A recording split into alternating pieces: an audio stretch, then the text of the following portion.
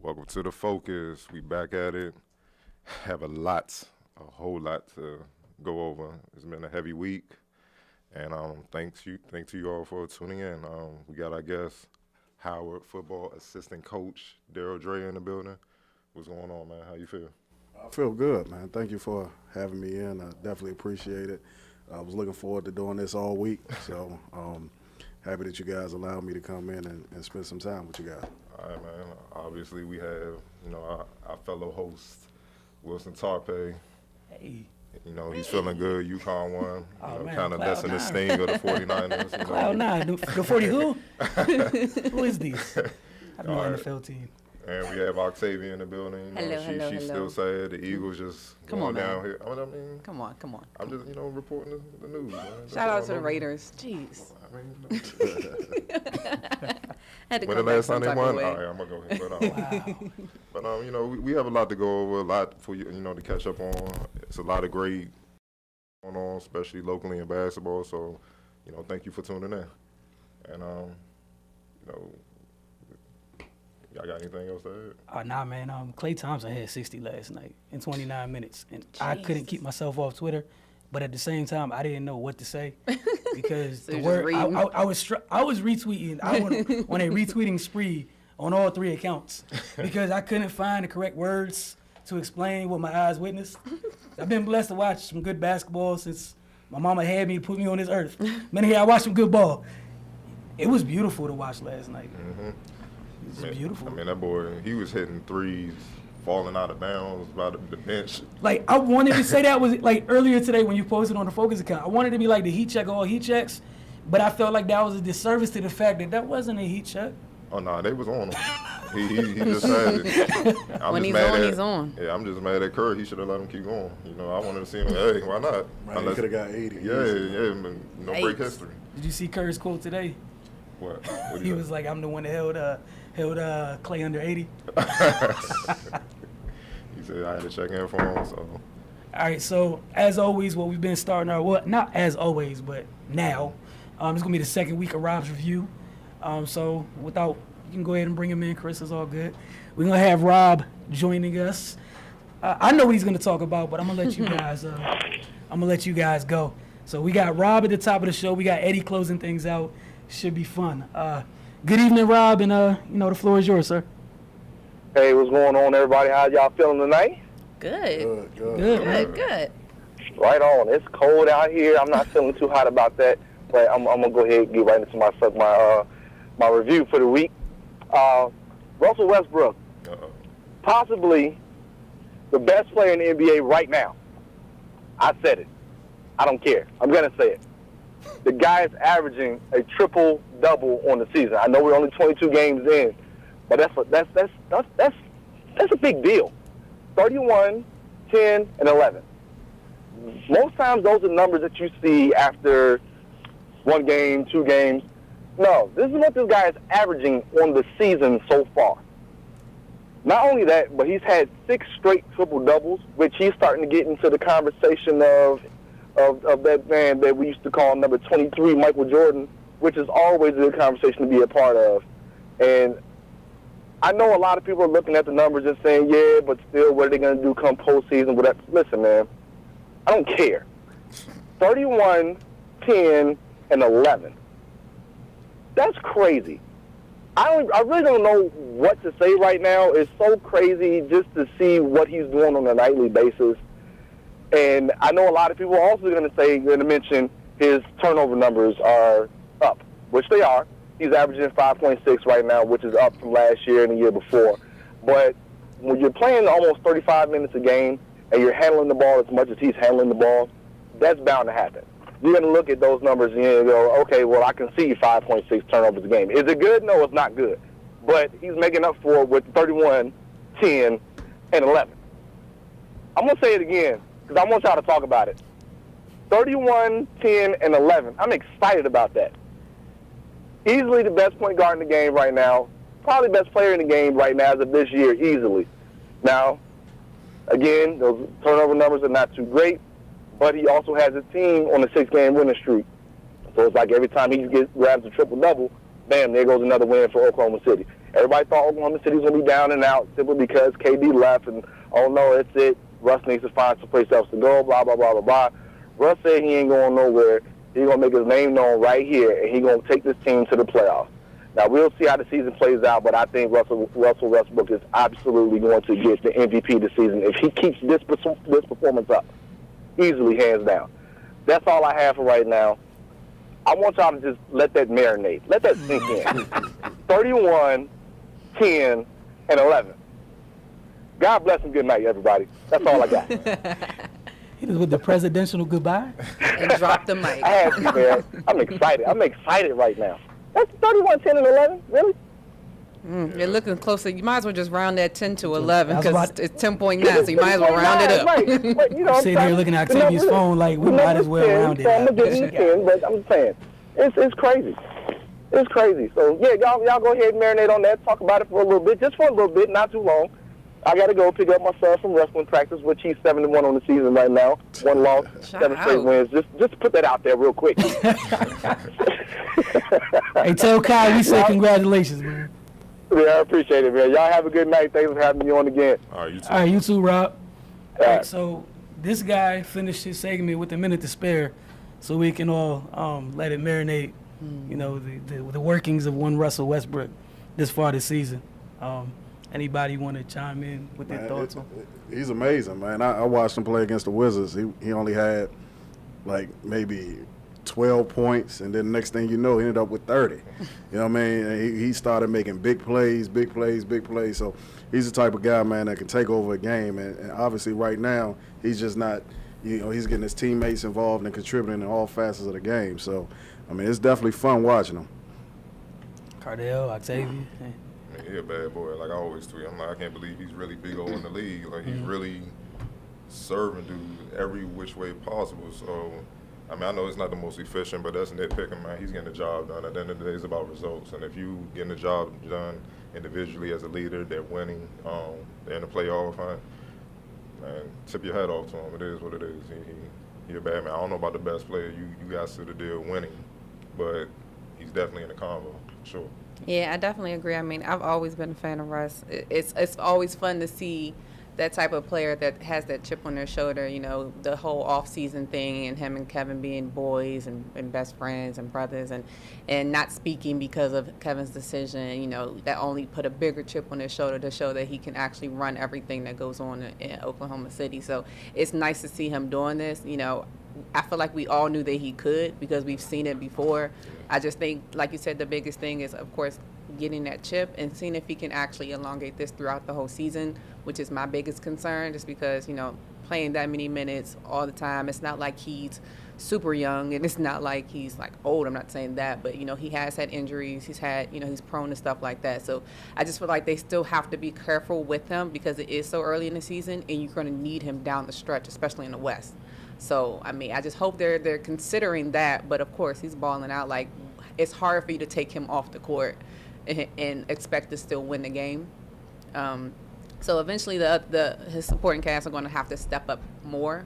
So, that's why I feel like even a triple-double for him averaging for the whole season won't be great for their organization just because. It's going to be great personally and for, you know, somebody being able to accomplish that. But on the bigger picture, on the bigger scheme of things, you know, you want to make sure that you have the other people involved. He is getting them involved, but of course, like, he can't carry that whole load by himself the entire season. Now, he probably could if he stays healthy the whole time, but I just think it's a toss-up. But we definitely want to see it, you know, stuff like that. I definitely want to see and be like, I saw Russell Westbrook average a triple-double the entire season. Like, that's something that you tell your kids when you get older and they get up like, who was so good this year? Like, yeah, Russell Westbrook killed this year.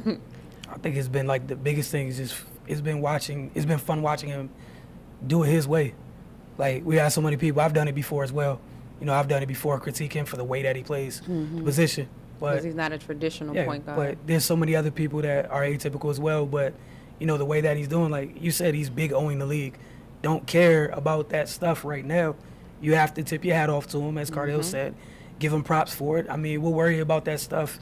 You know, Cardell loves this thing. We're going to make this a phrase here, you know, scout report. Come playoffs as the game change. But for right now, let's enjoy it, bask in it. Like the dude's averaging 31, 11, and 11. Yeah. It's amazing. Rounded the up. other thing, just to look back at the Thunder, you had 3 of the top 10 players in the NBA at one time. Easily right now. Right now, 3 of the top 5. You really want to be real. Yeah, honestly. So you had 3 of the top 5 players in the NBA. Because that's all I'm taking away is that it's fun watching Russell be Russell. I'm enjoying watching Kevin be Kevin, and one of the fun things I'm enjoying about that is watching the rest of his game that people didn't appreciate in OKC. He does more than just score. We're seeing James. He came into his own early because he was the first one to go be by themselves. He's taking it to another level this Right. year too. Yeah. And it's fun just watching those guys all be themselves. So And just like in watching their them play own defense. each in special way, it's been fun.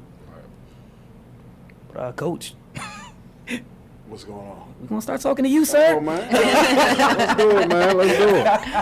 Let's do it. We'll start talking to you, sir. So, Howard University football, just with how things are going this season, just what are some of the up and downs, just from a coach's standpoint, that that from your side of things that coaches have to deal with? That's a good question. So, just from a coaching perspective, man, I've been doing this now for well over 10 years. I think, the biggest thing that you ever have to juggle being a coach is family, right? So you got to, if you have a family, you have to juggle your family time as well as, the time that you spend coaching. So, now, not with just a wife, but having a 3-year-old son, that's a lot of work in itself. So, and I have a wife that, I'm blessed to have her where she's able to kind of take care of my son and do some things. But, having a regular job and being a part-time coach, man, it's a lot of work.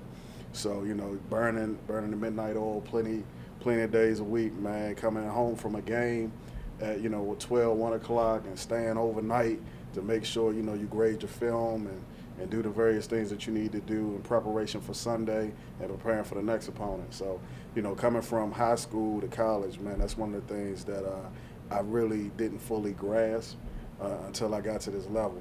So, it's a lot of work and a lot of preparation that it takes to be, prepared, on Saturday, even though we didn't have the best season. But it's a lot of work to get from, to perform every Saturday. All right, you're talking about being at this level, and this will be my last question for a little while, so a wonderful co-host can jump in. Being at this level, a lot of people, they look at, the really big schools in college football, and that's what they really pay attention to. We have a lot of people that, for both educational and athletic reasons, sometimes overlook HBCUs, and especially the athletics on that level. If you want to just take some time on, on our platform and just talk about the fact that there's been quite a few athletes that go from that level to play at some of the highest of levels, since, people, for the most part, overlook it quite often. Right, yeah. So, right now, man, it's a lot of great players that's coming from, smaller colleges and making an impact in NFL. And, you can look at a team every week. There's somebody representing the MEAC, there's somebody representing the SWAC, there's somebody representing the CAA, a lot of smaller schools that you wouldn't consider to be, your top five programs in terms of, the big programs in the country. There are people that are representing these teams all over. And, just to be more specific about the MEAC, the MEAC has some great players. Right now, the Conference Player of the Year, which was Tariq Cohen out of North Carolina A&T, very dynamic player. He actually reminds me a little bit of McCaffrey that's at Stanford, and who's coming out actually this year. I think he just announced today that he's coming out and going to be a part of the NFL. But if he ran behind a line that was at Stanford, I'm interested to see kind of how, how Tariq would be if he, ran behind a line similar to Stanford. So, you have a lot of great players. We have a great running back in Anthony Filliard, who rushed for over 1,200 yards. He finished the year off with a 281-yard game. So, he's an exciting player that's coming back next year.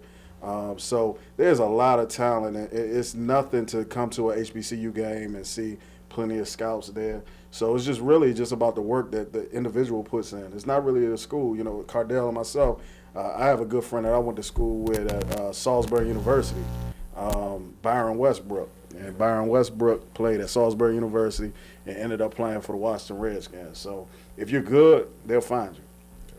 Yes. Got any questions? Well, no, that just kind of touched me because Byron is my friend too. So Okay. definitely, that's a testament to that. And So then you know a lot of people I know. I'm telling you, that's what I was like. When I told you the reason I became an Eagle fan, his brother. Oh, wow. Okay. Okay. Exactly. So I mean, I just kind of go ahead, Cardell. Kind of took me off guard. All right, well, we both know you played for a legendary coach in high school, George Early. How did his lessons and day-to-day interaction, how does that influence you now as a coach? Oh, man. Coach Early meant a lot. Coach Early kind of, one of the things that he did is he kind of just changed the whole way things were in high school, So he started the all-star game for PG County. Now it's the PG County versus SMAC game. But as you know, man, when we were in high school, we were the only guys to wear uniforms, man. So, in the football team, man, we had like 3 or 4 shirts. I think the first year we started off with 3 shirts and your khakis, man. And while everybody else got to wear whatever they wanted to wear, football team, man, we had to wear these, khakis. So I think like our first year it was 3, then we progressed to 4, and then I think eventually we ended up with 5 shirts. But you know what I mean? And so it was crazy. So while everybody else was picking out their fresh clothes to wear for the first day of school, we had to iron our khakis, man, iron our khakis. So, that, and then the way he kind of did things in the program. So, the program was just it was ran, totally different from what a lot of other schools experienced. We had lights at Friendly. So, our two-a-days, back then two-a-days were a lot longer than what they are now. So, we had 2-3 weeks worth of two-a-days, but he always taught life lessons. I was fortunate enough to have a great father, but he always told kids, I love you. There's nothing wrong with telling another man, I love you, and that's something that he preached and preached. God, family, and football. And so those are 3 things that you take away with you. And when he left Friendly, I talked to him before I decided to come to Friendly, because my fraternity brother ended up getting the head coaching job at Friendly, and he wanted me to come over and help him. So before I took the job, I talked with Coach Early to see if it was okay. Mm-hmm. So, and I still talk to him, holidays, birthday, just to, say, Coach, I'm thinking about you, see how you're doing. So he definitely had a great impact, not just on the school, but the community. Okay. And obviously as a coach, when you evaluating a player, what are the things that you look for? So, first thing you look for now, man, you want to make sure you have a kid that has talent, right? So, and at Howard University, you got to have a kid that not only has the talent, but they have to have the grades. So, in order to get into Howard University, you're looking at 1,000 SAT. Mm-hmm. You're looking at a 3.0 GPA to play football. So, what we're doing is we're not competing against. We're competing against A&T. She said she went to A&T. We're competing against Central. Brand. We're competing against Morgan, and they don't have those same requirements. Right. So, in order for us to compete with those individuals, we need top athletes. So we're competing with JMU. We're competing with Richmond. We're competing with some of the best, academic institutions as well in order to get those kids in. So definitely a kid that has the grades, a kid that has the mental makeup for what we need in our system. So, I have tight ends, so I'm looking for, we're looking for a tight end that's athletic, that's rangy, and that can run. You know what I'm saying? But big thing is somebody that's tough. So you want somebody that definitely has the attitude of your coach, somebody that is willing to go out and put in the work. So those are the type of kids that you're looking for. But, first and foremost, man, you got to check the grades out. Yeah. So there's no need to even continue the conversation. That's true. I'm not going to get excited over nobody, you know what I'm saying, if they look good on film, but then you find out they only have a 2.0 GPA. I can't do nothing with you. We can't do nothing with you. So that's definitely important for us, especially at a school like Howard University, who was just ranked, I think, the #1 HBCU academically in the country. So, that's the type of kid they're looking for. And from the outside looking in, that's why I'm glad to have you on. This is kind of more of a serious question. It seems like there is not the same opportunities for black coaches across the landscape of college football. From the inside, obviously you being a coach, do you guys feel that way, or is that a misconception? And if you do feel that way, what are some of the things that can be done to change that? That's a good point. I mean, it is. It's harder, you know, in any field, man. You know, I mean, my job, my company that I work for regularly, man, it's only 3% of us. Yeah. You know what I mean? So, you know, that's so it's across the landscape, right? But in college coaching, especially in football, man, it's tough. And, you know, a lot of cases it's about building relationships. So the first thing you got to do is build relationships. Right. You know, secondly is, you know, in a lot of cases, man, we have a crab in a barrel mentality, right? So once somebody gets to a point where they can bring people in, some people don't. You know, that's why I give respect, even though Cleveland Brown's struggling, and I'm kind of rooting for him on the side, not just because Robert Griffin job blew me this past year, just on some other stuff. I know he might start this yeah, week, right? I know. But I'm rooting for him, man, because, you know, yes, Hugh Jackson is the head coach. The general manager, Sashi Brown, he graduated from Hampton University. You know, the defensive coordinator is a brother. Pep Hamilton, who graduated from Howard University, you know what I mean, is the offensive coordinator. So, yeah, defensive coordinator is Ray Horton. So I'm rooting for them, man, and I want to see them succeed. Just simply because, you know, what Hugh Jackson did is he took this opportunity and made sure that he gave it to other, you know, black coaches. You know, other people qualified too, but he made sure he gave it to, you know, them opportunity. And so, you know, you want them to be successful, but, you know, we have to keep a tight network. Right. And that's what it is. But, you know, you can't just rely on, you know, people to hook you up. You got to continue to stay at your craft, continue to improve on your craft. So, you know, you can eventually, when that time comes, you can show yourself. Right. So that's definitely important, man. And with black coaches, you know, throughout, is that, you know, we develop a strong network and that we pull from our network as well. Okay. Yeah, I had one. I want to make sure I cut you off, sir. Just from being a coach, period. You know, obviously the responsibility you have to your student athletes as far as the game goes. How deep is that responsibility, or challenging is it sometimes when you realize that you may be that one positive example for an athlete that they see as a black male? And what, you know, how does that factor in sometimes, you know, throughout the course of, you know, just business? Right. So, you know, on a college level, it's a little different, you know what I mean? But if I just take it back to, you know, I started off Boys and Girls Club, then I did high school, like I told you guys, at Friendly. And so prior to me getting in the IT field where I work at now, man, I actually taught for 5 years. And so I got a chance to really work with kids in the community. And I actually coached middle school football. And at that time, man, you know, I was working with kids that, you know, and we were in the city. So DCIAA, I was working with kids, man, who you know, lived across the street from their mom and couldn't even go into the house with their mom. You know, they had to live with their aunt. You know what I mean? So people who had terrible situations, right? So, you know, the best thing I could do is just be, you know, example of a man for them. Right, because a lot of people don't see those positive figures, right? So we got to make sure that as men, as black women, that, you know, you are the best role model that you can be for that individual. So, you know, trying to take, I didn't want to live a selfish life, you know, trying to be the best example for them. So sometimes, you know, just taking them out to eat, getting something to eat because they might not have another meal. You know, we actually won the championship. I made sure I raised money for them to get championship rings because that was important. You know, some of them probably lost their ring, but, you know, just showing them that I care. And I had, you know, boys, I think they were 13, 14 years old, and some of them stay in contact with me.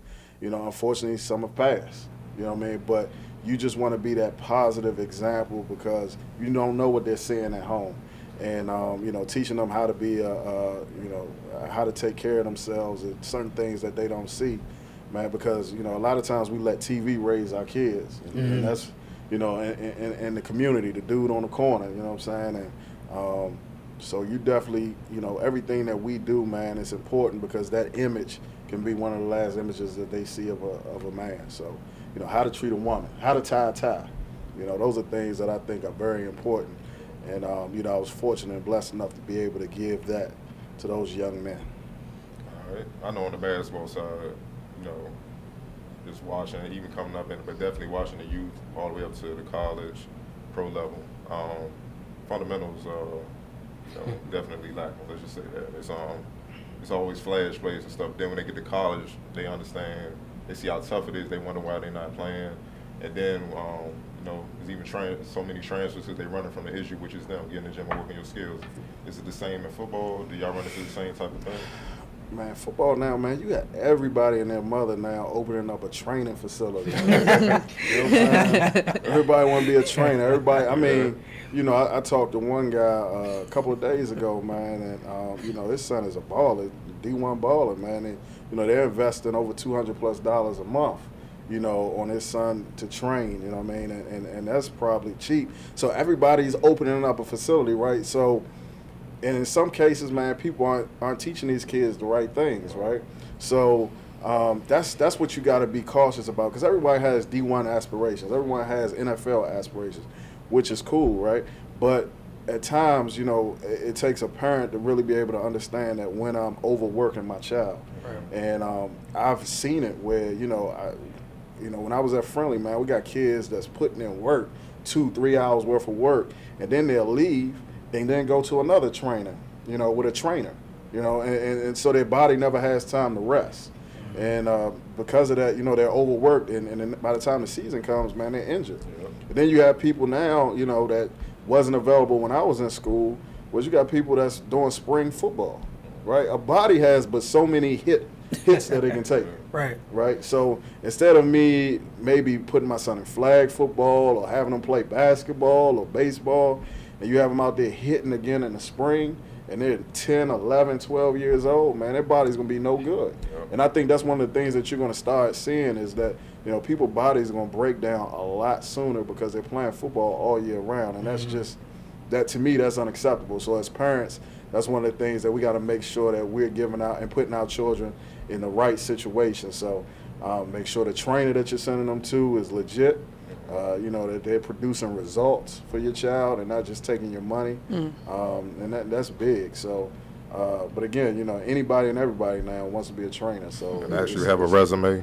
People that never even played the game. Yeah. And, I used to play it. Yeah. But let me say this though: it's some great people that ain't never played that can teach it, right?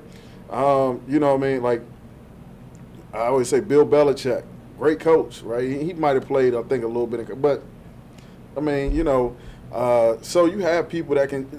Chip Kelly, even though he sucks right now for it's okay. I'll take it. But he got to his point. He ain't really played a game like that, right? But he can teach the game very well. That's what I'm saying. Like, you got to have a resume in the game so you can be able to relate it. Because if you just watching NBA. Man, Kobe did this fadeaway with 3 right. And you teach them wrong. It's nah, you're not doing it. You're not Kobe. So that's what I'm saying. Yeah, and a lot of kids, man, and what we're missing too, because we got all the training and all that stuff. A lot of kids, for instance, in basketball, not getting out there and just playing, man. You know what I mean? You like a lot of people. That's why we got a lot of soft people out here, right? Yeah, you're not on the court. You're not on the court out there just playing, getting roughed around. You know what I mean? I'm playing game time. Taking your daily looks. Right. Because right now you going to training.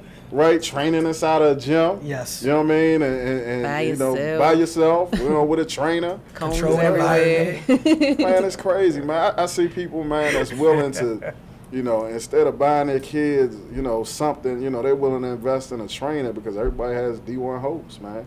NBA hopes or NFL hopes. So, it's I think it's unfortunate, man. I speak out against a lot of that stuff, man, and so that feeling's shared here. It's okay. Yeah. We agree. I had a youngin, 12 years old. I'm shooting. He walked past and he shot the jump out, and he was like, he don't play outside because he might mess up his knees or something like that. I'm like, huh? That's crazy. Oh, that reminds me when we went to Quinn's basketball camp. It was one girl that she was like, "Oh, I don't play defense. That. I just shoot." I remember. Like they were doing drills in the gym, and they were doing a defensive drill. And she was like, "Oh, I don't want to do this." And they were like, "Why?" She was like, "Cause I don't play defense. I just shoot." And she walked off the group to go to another group that was shooting. Like she slammed, just walked off. I was like, just I was You like, gonna have a real Man, I'm good gonna tell you. yeah, she was just about to go to high school. Yeah, if you have a chat like certain things we were just talking about out there, man. I have a 3-year-old son right now, man. You already harder, man. What's going on? Go ahead. I'm teaching them. Look, if you learn how to play defense, right? You gonna play? Yeah, you gonna play, right? Right, Oh, that's yeah, 5 minutes. Defense could turn into offense easy, Job right? security. Yeah. I'm trying to tell y'all, because that was me. Yeah. I know it. Hey, Alistair, the league off. And football wise, man, I'm not even pressing football on them, but if that's something you want to play, man, I'm teaching them how to kick. Man. You know what I'm saying? I'm teaching You them how are to invaluable. Job security. Look that's at Job Look security. at Justin Tucker, just out there, just Yeah, eating, just living. Man, forget all that, man. We kicking, man. That's what we doing, man. So, you know what I mean? Are you gonna have them crip walking? Hey, all that, man. All that, man. Marquette King, you got comp. Competition Yeah. coming up. Well, hopefully he'll join my fraternity. He can just throw up the hooks, man. Be a Q, so when he make a good punt. But we're not doing all that, man. I'm forget taking. Man, nah. You gonna skip all that, huh? That's for the birds. We kicking, dog. We kicking. One last question, man. What's next on your coaching journey? I don't know, man. I'm just, I'm a big fan of just saying, what God has for me. He has for me right now. There's a lot of transition that'll be taking place at Howard. So, just waiting to see kind of, what that next step will be. Mm-hmm. I might just, sit back for a year or two, depending on what happens, and just, like I said, mess around with my son and just, play around with him, because you do miss a lot of time, right? You miss a lot of time. Some days not getting home at 10, 11 o'clock at night, 12, so just chilling out, but always still helping in the community in whatever way I can. But yeah, if the opportunity is provided for me to come back, then I definitely would. But we'll see, man. I'm excited either way. It was a good staff. I had a great time working with great coaches. I learned a lot, man. So definitely have a lot to continue to give. Okay. Yeah. Well, Coach, I just want to say thank you for your time, man. We appreciate it. I appreciate it. Welcome back anytime. You do not have to leave. You get to stay here for this rapid fire Oh, thing we got coming up. I heard man. about this, man. Yeah. Man. So, every guest, while we say thank you, your night night is not yet over. We're going to transition, as always, into, it's a local show. We try to take care of what happens locally. So without, saying any more, Cardell, the floor is yours, sir. All right, man. A lot of great basketball men played. Some you know about, some you may not know about. And, I'm gonna start with GW. GW women. Y'all need to really pay attention to them. I'm serious. They last game they beat VCU, 81-67, to improve to 6-1. Senior guard Hannah Shavel finished with 18 points, 7 assists, 6 rebounds, and 2 steals. She's special. She's literally a quadruple threat. She does it everything. She does it all. She's not flashy, but you look up at the box score, she's everywhere. So she's a problem. Also transfer, grad student forward Lexi Martin. She had 11 points, 11 rebounds, 3 assists, and 3 blocks in the win. Actually, VCU jumped on them in the first half pretty good, and it looked like they're more athletic and tougher. They came out and hit them in the mouth, and then GW responded. Obviously, head coach Jennifer Rosati, your fellow UConn Husky legend. She don't play that mess, so they Bleed turn it blue. around. So they turned it around real quick, and got the victory. GW men's was a little bit different. Right now, they're struggling a little bit. They're 5-4 in the season. They have a lot of injuries, a whole lot of injuries, including one key injury, Utah with Watanabe, their junior small forward. They need him back quickly, but How much longer is he supposed to be out? maybe 2 more weeks. They said 3 to 4. He injured his calf. So Do they have any ranked games in that span, or any any ranked games in that span? Nah, not yet. Okay. You know what I'm saying? Florida State looking like they're knocking on the door because they're tough. They beat, GW beat South Florida on the buzzer beater. Colin Smith is another freshman y'all need to watch out for. He's going to be a problem. Very athletic, 6'10", 6'11", proven skill. He's going to be a problem. I wouldn't be surprised if 4 years from now he's getting the same attention like Pop Smith and Boston used to get. He's that good. He hit the game-winning 3, with 3.5 seconds left to beat them. And then the next day at the BB&T class, they had to play Florida State. And Florida State has a team that's bigger than most NBA teams. They have a center that's 7'1", and and I think the backup center 7'4". Oh, Jesus. So, as you can imagine, it was tough for GW to kind of score, especially with all the injuries. They playing a lot of freshmen now. Tyler Kavanaugh, who I think is an NBA player, for the first time in his career at GW, he didn't get 10 points, and that's because they really focused on the sides. You know, you got to make shots, you got to hit jumpers, Right. and GW couldn't. They was a little bit off, so you know it cost them. So like I said, they're 5-4 in the season. St. Mary's College, man, same thing. They're on a 2-game losing streak. They lost last Wednesday, the 19th ranked Salisbury, 64-59. Salisbury. Yeah, they ranked 19th in the country. Yeah, Wow. definitely check them out. Yeah, and Marymount, they lost to them 72-62. Obviously, they're going to be looking to change things around. And, you know, Maryland JUCO, I got to show them love, obviously, being alone. You know, they don't get the recognition they deserve, but it's a lot of great basketball. And when conference play come on, it's going to be some heavyweight battles. I think it's about 5 teams that are currently, like, on the, you know, at the max 3 losses on the season so far. Like, they're balling. And Garrett is obviously at the top of the conference. They're 11-0, 5-0 in league play. Hartford is another one, 9-1, 4-0 league play. Catonsville 7-2, 5-1 in league play. Montgomery College is 6-3 and 2-2 in league play, and PG is 8-2 and 1-1 in league play. So, I mean, y'all definitely need to keep an eye on it, and also some players that's really shining. And Isaiah White from Hartford, he signed the main. He actually is a transfer from UNC Asheville, so he just came to play a year, and he's dominating. Alex Morales from PG, averaging a double-double, 11-10. A lot of coaches have called me about him because I checked him out during preseason, so they called me immediately. I already knew who he was. So, you know, I expected him to have a big year. Patrick Smith, if you know, Pitts League and everything, you know, he's a beast. You know, kind of Ben Wallace mode, just a little bit shorter. You know, he's averaging a double-double, 12 and 10 rebounds. Monte Wright from Catonsville, I think he's leading Maryland JUCO. He's averaging 19 a game, so you pay attention to him. Malik Tunk from Garrett, 13 points a game. And Michael Till, who's actually, when Wise won his state championship in basketball 2 years ago, he actually went to NC State to play football. Oh, wow. Yeah, Big so boy. he Tight end. He was tight end. Exactly. So now he you know, changed course, came back, played basketball. He's averaging 16, 7, and 3. Oh, wow. So yeah, Okay. he was talented in basketball as well. So he's trying to, you know, make that happen. And last but not least, shout out to Washington Venice men's basketball from the NAIA. Yes, sir. They're off to a historic start. They're 9-0. They beat a lot of, you know, Division II teams. They deal with Division II teams, you know, and they're led by Brian Bidgeroy. Like I said, if you're on the Summer League circuit, you know who he is. Real athletic, big, you know, he's averaging. Yeah. It just hit me. I was like, oh, yeah, I remember him. I mean, he's averaging 20 points, 11 rebounds, and the NAIA leading 4 blocks per game. So, yeah, he's dominating. So he definitely has a shot overseas. He'll be in some camps to make his name. You know, definitely keep your eye on that. All right, then lastly, I don't have nearly as much as Cardell does. The Maryland women, you know, they're finishing up, you know, some tune-up games before Christmas break. They came off that big win over Louisville. They played UMBC over the weekend. Our guy Darrell was there. They're currently playing Towson right now. Try to get you a score on that when we come back from this video. And again, Darrell was in the building, and he shared a couple thoughts from the game.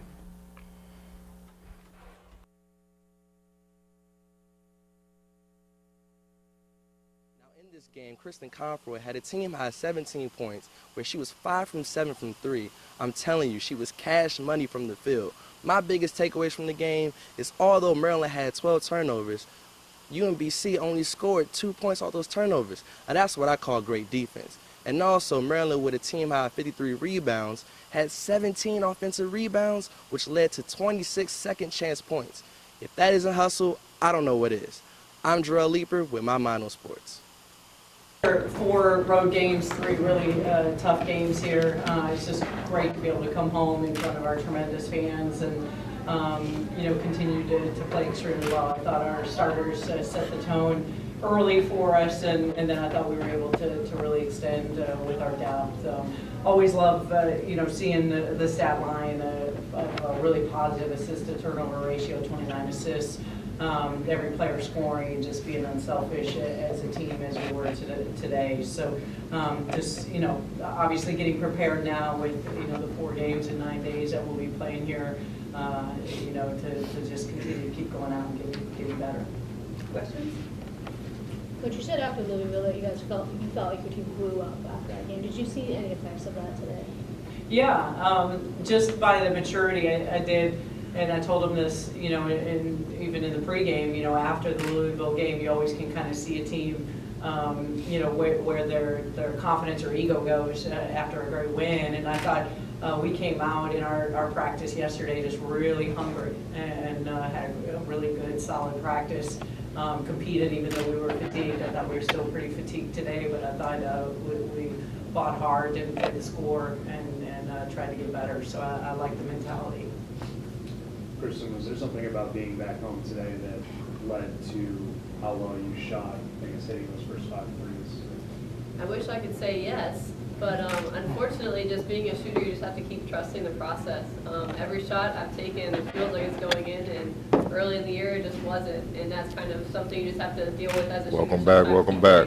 We jumping right back into the rapid fire. Everyone's favorite segment. We got to get some music for the rapid fire segment. I got you. Like some torturous music. Got my man Rashad working on it. All right. First question: is Serena Williams the greatest athlete of her era? She started in 1995. That was her debut. Is she the greatest athlete of her era? Female athlete or just athlete overall? Athlete. Boy. You gonna start with the coach? Come on, we're gonna put She's the most dominant athlete. Dominant athlete. I mean, she's over 20 plus Grand Slam titles. Most dominant athlete that we've had. Tight. Yeah, she's the most dominant athlete. I gotta give it to her. I'm gonna piggyback off coach and go dominant because we are talking. That's including Bron right now in that same gap, right? 95, yeah. In that era. But we're talking about wins and such. So yeah, I just gonna be mad. Yes. Yeah, I agree. If we going off because and it's not over yet. Like she could probably still get some more. So should have had 2 last year. Exactly. And she gave away some. So like you can only imagine. All right. Yeah. Are the Seahawks Super Bowl chances gone with Earl Thomas injury? Yes. Oh man. I felt like I knew this question was going to come up. I really knew it was going to come up, and I think that my answer is yes. I'm gonna say no. I need somebody to be the Cowboys. I do too, though. Trust me. The only thing that bothers me is like how that thing works back there for that thing to be the wonderful cheat code that it is. Like like Bam Bam's the babysitter for them dudes in the front 7, and Earl's the babysitter for everybody. And that range that dude had made him arguably the best safety in the league. No doubt. The fact that he could sit over there by himself, and you didn't have to worry about nothing behind you. Right. And now you can literally just ignore Sherm. Ignore Sherm. And I feel bad for Shed because they're going to come after you, man. Mm-hmm. Earl's not over top you anymore. Yeah, that was a big blow. It's going to be tough, man. Like, what, 2 plays afterwards, Ted Ginn caught like a 60-yard bomb? Yeah, no, I think it was the first play afterwards. I don't think you got hurt. So, is David Carr the NFL's MVP? Ooh, coach. Right now, I'd say yeah. I mean, they're second best team in the league. He's, unlike Prescott from Dallas or Ezekiel, man, he's really taking the team on his back. They scoring points, man. So without Dallas O-line, I don't know if Zeke or which call be that great, but I mean that offense is dominant right now. So I have to give it to Derek, and they throwing the ball, man. They throwing the ball down the field. I'm with Coach. Like, they just scored 29 unanswered the other day, and I know it was just the Bills or whatever, but some people in the NFL have problems scoring on purpose. These dudes, like in little spurts, they go on basketball-type runs, and it's not like you don't feel safe. And the thing is, like right now, and it feels weird saying about the Raiders, you know it's coming. Yeah. And so, yeah, like you take him away, they're the Raiders. Okay, I'll tell you. Yeah, I agree, because just like you said, an MVP caliber player, like they kind of keep everything together, and without him on that team, I don't think they would be that dominant that they are right now. So they need him, so he's very valuable to them. So yeah, I definitely can agree with that. Hey, Munoz, nobody talking about your Cowboys. I seen it. Oh Lord, who done got Munoz on here? Okay. Heisman is coming up. Louisville quarterback Lamar Jackson, Oklahoma quarterback Baker Mayfield, D.D. Westbrook, Jabril Peppers, Deshaun Watson were all invited. Who's walking away with the Heisman? That's tough. It's going to be Lamar Jackson, but truthfully, man, with the last 2 games that they lost, Man, I really want to give it to Jabril, but I know they're not going to give it to Jabril. So, I don't, that's tough. But I think it's going to be Jackson, though. I mean, he had a dominant year, man, overall, dominant year. Yeah, those 2 games withstanding 7 touchdowns a Yeah. couple times. You know, I rest my case. I'm not going to answer this question. You scared? I'm going to forbid answering this question. Thank you. Like Deion Sanders said on Twitter, all them other guys are going to New York to watch Lamar win it. All right. College football playoff is here. Ohio State versus Clemson, Alabama versus Washington. Who will advance from the semifinals? Who will be victorious? Who will be playing for the national championship? I mean, does it matter? Like, is Bama's doing whatever? Like, I don't understand why we do this. Like, just give them their trophy. Let's skip on to next year. Hope somebody, it's Alabama versus the field. Maybe next year the field will have a better chance. Like, just. I agree with him, though, because it's kind of just like, okay, we do this. Like, I get that they're doing this now to kind of. Like, Herm Edwards. No, real quick. You played to hey, win look, I hear you, but there was some dumb stat I heard the other day that somebody told Reuben Foster because he didn't know it. You know, opposing teams have had 10 plays inside the Alabama red zone all year? That's crazy. Yeah, And, like, he didn't know it. The reporter told him, he was like, nah, you playing. Just like you said, that's crazy. He's saying it because 10? Who? Inside, you've been inside the red zone 10. Though. And mind you, they didn't even share the other half. I didn't even stick around to listen to the other half, which was how many times did you score when you got in there. So I think it's definitely going to be Alabama and that Ohio State Clemson game should be good, but Ohio State should probably come out up top. I mean, you got to remember, Clemson almost beat Alabama last year. You know what I mean? Horseshoes, this ain't horseshoes. At the end of the day, it's who wins the game. But Alabama is dominant, but a running quarterback can give Alabama some issues. So I'm kind of interested to see, how that's going to play out. Okay. I love the show, by the way. It's my guy. Yeah. Will Villanova repeat as national champions? I'm going to have to say no. They rank number 1 right now, right? Because Kentucky lost. Yeah, I'm going to have to say no, though. I think it's really hard for anybody to repeat like that outside of UConn women's in college, so I'm going to have to say no, too. I don't think they are. Think they are? I don't want to bet against them. But Yeah, I would do. They're not, if that's the team that was sent in somebody else's way that might be the favorite, come that night, I'm probably leaning Villanova. But I think last year's team was just special. Okay. And they hit a buzzer beater. Let's not forget that. Yeah. Leonard Fournette entered the draft. Should he be the number 1 pick? Nah, not number 1 pick. I still don't know, man, who should be the number 1 pick because we are ways off from that. But he's going to be a first-round running back for sure. Okay. So maybe top 10. I mean, he's big, man, and he can run. So he can do all the things you need to do out of the backfield. So I'm kind of and see with Zeke and with Gurley, even though he ain't having the best year this year, that's kind of bringing the running back and the importance of a running back. So I'm interested to see how that's going to turn out. I'm with Coach. Dude could do everything. Like with Zeke and Gurley, the 3-down backs. The only reason I'm going to say no is because of the idiots that are picking at the top of the draft. So that's what I think he has going against him. I don't think either of them are bright enough. Like, I mean, we watched, 4 teams last year, skipped by Zeke. We can look at their offenses. They probably could have used them, whatever. I'm pretty sure they could. Yeah, I'm going to go the same way just because, like you said, I think it depends on, well, we already know who's going to be number 1 pick. I know who's going to be number 2, and they not taking him. So. Yeah, so it's like, I mean, you would think that they would pick him, if they feel like I feel like they feel like they need everything. Yeah. So you would think so, but with their track record, I'm not too sure. I think they should be looking to get a quarterback, but I don't know if there's a top. Do you love any of them that much this year? That's what I'm saying. Yeah. Like this year is weird because you don't have like that quarterback, but I'm sure somebody will manufacture one. Oh yeah. I mean, Carson Wentz came out of, he came out of nowhere. Or the other guy who, Draft Twitter had us watching Pac-12 games last year just to watch him throw a bunch of interceptions. Yeah. But hey, what have you? All right, 1 versus 2 tomorrow. UConn versus Notre Dame. You know where I stand. Who will win? Oh, Notre Dame, okay. Man, I've been hoping UConn lose a lot of games, man.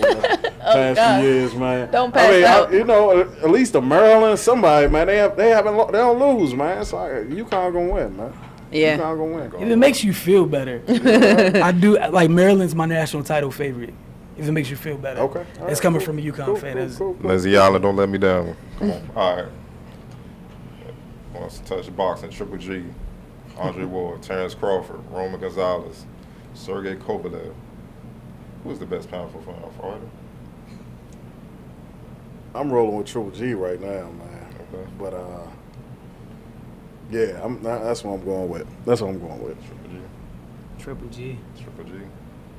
I'm gonna just say the same thing because I'm not that great in boxing. I don't know who all these people are. It's like, There's nothing wrong with honesty. This. yeah, I'm just saying I don't pay that close of attention to it unless it's like a really big fight. But I got you. Anthony Davis is currently leading the NBA in scoring, 31.8 per game. dang, Will I he didn't win his know first that. scoring title? Yes. What Russell averaging right now? He's right behind him. 30. A 30, tenth, a couple 30 tenths something. behind him. That's why I said. That's why I was saying He's no. right behind him. That's no. I'm gonna say no too. I just feel like Russell gonna overtake it. I just feel like he gonna go crazy. Okay. Derrick Rose is averaging 17 points, 4.3 rebounds, 4.9 assists per game on the low. Has he revitalized his career? I'll go first because I'm Go a ahead. Knick fan. Go ahead. I won't say all the way. I feel like he's making strides towards it. Mhm. I feel like he's showing flashes of his old self. Mhm. But I feel like until he completely gets comfortable in the whole scheme of everything, we won't really know. But I feel like he has flashes of it. But as far as how he was before, I don't feel like he'll ever get all the way back there. Right. Yeah, I'm the same way. I feel the same. I think it's good to see him getting his way back because obviously this is the new Derrick. Yeah. We're not going to see that MVP guy. He's gone. It was great. Mhm. I don't think he can get back, like you said, flashes. I just think the hard part for him is he just fresh air, different situation. Like I just think the Knicks right now, like they're fighting, the future right now. Like it needs to be about KP, and right now it's about everything. But the most important guy on the team right now. Yeah, 'cause he be killing. I'm sorry to say, probably next month he's gonna hurt himself. Oh, walking to the come locker on. room. Oh, man. I said walking to the locker. You Knock know on what I wood. mean? Come on, Like, man. And so it's gonna be a wrap. But nah, right now, man, he doing his thing. I'm wishing the best for him, man. I'm definitely wishing the best for him because, at the top of his game, man, he was electric. All right, we're going to speed this up. Got a few more. Georgetown's currently ninth in the Big East, 5-4. Will they change things around? No. I quit. Next question. Barely beat Elon. Oh, yeah. Dang, Elon. Yeah. Sheesh.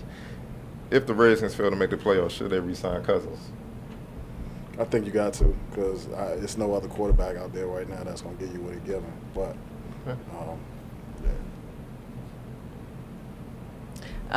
If they don't make it to the playoffs, I feel like they probably should just because, like you said, there's not too many other options that they have out there, but I still don't think they should, bank their franchise on them. Franchise him again. Franchise them again? Okay. Jeff Fisher receiving Oh, an God, I extension. knew this was going to come up. Jeff Fisher No. receiving an extension No. is fill in the blank. Ridiculous. A perfect example of that good old boys club. dumb. Bama's Ridiculous. He's old. All right, last one. Does Otto Porter deserve a max deal? I don't think anybody on the Wizards deserves a max deal but John Wall. Oh, I'm about to say. But John Wall. Yeah. No, but I mean he's doing well. And somebody's gonna pay him. Yeah. That's the crazy part. Somebody Like I said with will. Harrison Barnes, do they deserve it? No. But for Otto, if I'm his agent, I'm Harrison asking can for get it. that money. I can get it too. That's why they going. All right. And somebody will give it to him, like you said. It'll be, I don't know who. I mean, somebody said today on the radio, they just said that he probably like in the second tier of threes, you know what I'm saying, in terms of small forwards. So, you got your top tier, but he's in that second tier right now with how he's playing. I mean, he's putting up They're numbers. rebounding man. and defending Yeah, his all-around package. yeah. He's hooping. Yeah. My only concern is some players, they ball out in their contract. Yeah, I'm going to give you a perfect example. Brandon Haywood, when he was with the Wizards. All of a sudden, in that 1 year, he double-double. Then Mark Cuban gave him $70 million. You never heard from him again. So, next thing you know, he broadcasting. So, that's my only fear. I hope he's a not good that type of broadcaster, player, by the way. but, hopefully he's not. come on, Wilson. You say you had a list for me. Oh man, I didn't even get the list done. I was in traffic today. I didn't get the list done. Like I didn't even get the list done. I got you the 27th to start the show. Look, you got a long time to think about that. list. But at the same time, I will say this. I do agree with what you were saying. It's hard to find somebody to replace him because, like you said, if you take him out, like, look, I would say this: the past couple games, he does such a great job timing his runs. Yeah. To like rim run, he does such a great job making himself available. He's really good at finishing around the rim. I will give him credit for that. I will do my best to get over the thing that drives me to want to pull my hair out, but like you said, and when we always talk, if you want to move somebody, you got to make a case to have somebody to bring in at least what it is, greater than equal to. So for that case, you're not gonna be able to trade him to get somebody to replace that at that moment. So man, I'm gonna tell you, I was just looking right now. He got 36. Ooh. 38. You saying John Wall? Oh, no, we talking about marching guard. I was like, who got what? Oh, I'm about to like, God. Hey, look, he got 38. I'm dropping the headphones. I'm walking away. They always do this. They came back. They about 11. Yeah, 11. But yeah, marching quartet is horrible. They need to blow the team up, dog. I keep saying Ernie got to go. That's my only concession to you. I will get a list, but it's hard to find somebody right now that you can bring in. I'll give you a name that I'm surprised you didn't think about, that they should think about trying to get, because I know he's miserable. Brook Lopez. I know he's miserable. I saw him cooking a little bit last night. Oh, yeah. He's like the center. See, I'm about this. You already put a shot Go on ahead, Derek, man. So I'm going to leave him alone. The health thing with him is the only reason why. Like, I just worry about him being around. You know who I thought who would have succeeded with them was Greg Monroe. And I was hoping at one point that they went after Greg. You know what I'm saying? He quiet what he going to give you. But I thought he would have been just a better option, either, with what they were doing at one time. I agree. At that time when they made the play, I was with you. But it's like he kind of fizzled in Milwaukee. Right. I don't know if it's a situation. That's why I'm looking at Brook. I don't know if it's because they don't have good players around them. Yeah, because he's playing around the dumpster fire. Because, some players go from bad teams, they go to good teams, they kill, because there's better players around. So that's a good option, though. But I know with you, he brings everything you want defensively. Yeah. And now he's hitting threes like he'd be perfect with Wall. Yeah. That's and he can post up. Like that's my biggest thing, man. It's just that defensive thing with the pick and roll. I agree. I almost want to change the channel. Like I can't watch the game straight. Like when they get on defense, like the last 13 days. Shout out to FX for the Simpsons marathon.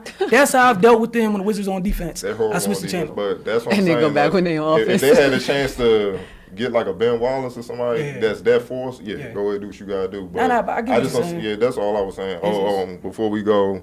It's a big high school girls basketball event coming up this weekend. She Got Game Classic, founded by Tina Thompson. Hey. 118 teams from across the country are coming to the area to do battle.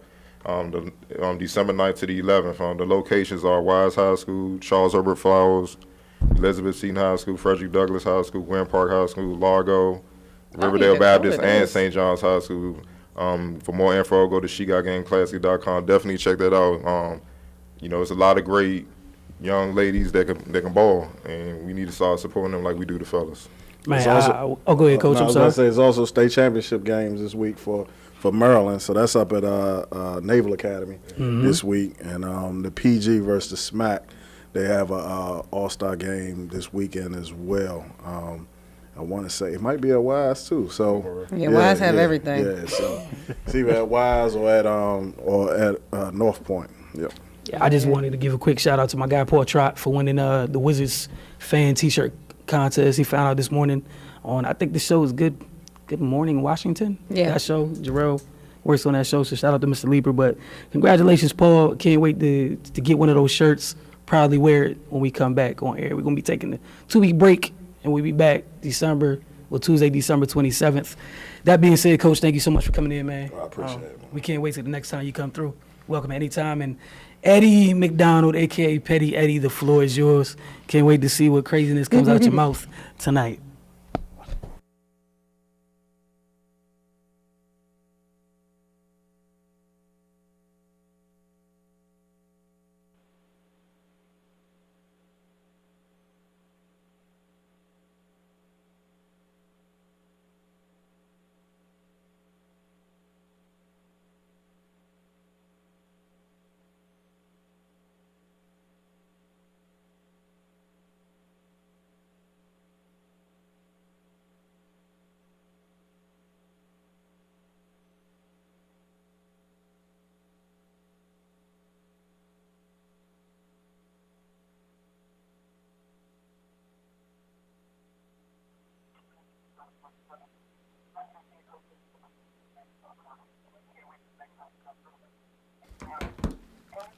Eddie?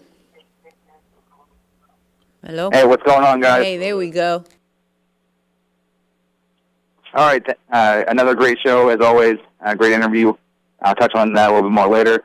To get petty for a little bit, Penn State, you missed the playoffs. Boo-hoo. It was nowhere guaranteed anywhere that if you win the conference championship, you'll make the playoffs. First off, don't lose to Pitt, who isn't as bad of a team as what people think. They're actually a decent 8-4 team. But then don't get blown out by Michigan. If you would have gave Michigan a game, might have got in. But you didn't. Oh, well. My Buckeyes did. Too bad. Too sad. Ron Rivera, you bench Cam Newton over a tie? A tie, man. Come on. A team that is a year removed from the playoffs, not even the playoffs, but the Super Bowl, and they're fighting for their playoff lives and gets benched for a tie, for a series. A tie. Really? Derek Anderson comes in, pick on the first play, or the first series, whatever it was. Either way, a tie he gets suspended for? Come on, man. Jeff Fisher, Octavia, you said it best earlier, it's ridiculous. He should not be a coach in this league, but that's what happens, I guess, in Los Angeles / St. Louis, whatever you want to call them. Tom Brady, best quarterback to ever play the game, no questions asked. The ultimate competitor, the model of consistency, and no one plays better with a chip on his shoulder than he does. Some reporters were asking LeBron James if he plans to meet with Phil Jackson when Cleveland goes to New York. Why would you ask that? What player has ever, in the history of ever, gone like, oh yeah, I'm going to go meet with the other team's president before the game, have lunch with them? And yes, this is stemming from Phil Jackson's idiotic comments. And then Phil Jackson comes out and says, oh, that's something I might regret. Yeah, you should regret it because it was uncalled for. And LeBron James answered it perfectly. Do you have any chance or whatever to talk to Phil Jackson? No. That's what he should. He shouldn't talk to him. Why would he? Andrew Luck had a great game last night, but it's against the Jets. I'm not sold on Andrew Luck all the way. I think he's too injury prone. He is decent, but I'm still not all the way sold on him. But you beat the Jets, who quit on the season, and you quit on the season with 4 games left. I understand you're not going to the playoffs, and last night solidified that. But come on, at least battle it out. Or let Bryce Petty, who did come into the game last night, let him finish out the season, see what he can do. Or Christian Hackenberg, see what either of them can do for the future. Speaking of the Jets, Revis Island officially closed. No more business. Chris Sale changing the color of his socks, going from the White Sox to Red Sox. I love it. Bad news for the AL East. Speaking of the AL East, Yankees general manager Brian Cashman dubbed the Red Sox as the Golden State Warriors of the MLB now that they have their Durant and their Green. Excuse me? What do the Yankees always do? They always say buying championships, which that's a flawed theory, but the Yankees go out and get all these different players for all this amount of money. Yeah, he has the audacity to say that. Okay. That's the end of being petty for this week. A big thank you to Coach Dreher for coming on. That's a great interview that all young athletes and their parents should both listen to. They should listen to that together. Great insight. Shout out to Rob for his opening segment. Shout out to Rob's son for his early season success in wrestling. Keep grinding, young man. You can follow us all over social media. There's a bunch of them at Mama on Sports on Twitter and Instagram, at Finesse Magazine on Twitter, and at Finesse_Magazine on Instagram. Always doing a bunch of things over there. The Focus_TV on Twitter, the Focus TV, all one word on Instagram. Petty_Eddie15 on Twitter, and then my own account, King Edward 15 on Twitter as well. Again, thank you all for listening. However, if you listened to it, watched it, we do appreciate that. And we will be off until December 27th, so everyone have a Merry and safe Christmas, and goodbye. I'm dreaming and hoping, no waiting, grinding till I'm in conversation. Know that I'm destined for greatness, living the dream. I'm dreaming and hoping, no waiting, grinding till I'm in conversation. Know that I'm destined for greatness, living a dream. From the beginning, all I had was some ambition. Listen, let my thoughts flow through the pen and paper with hopes that they listen. Listen, but it's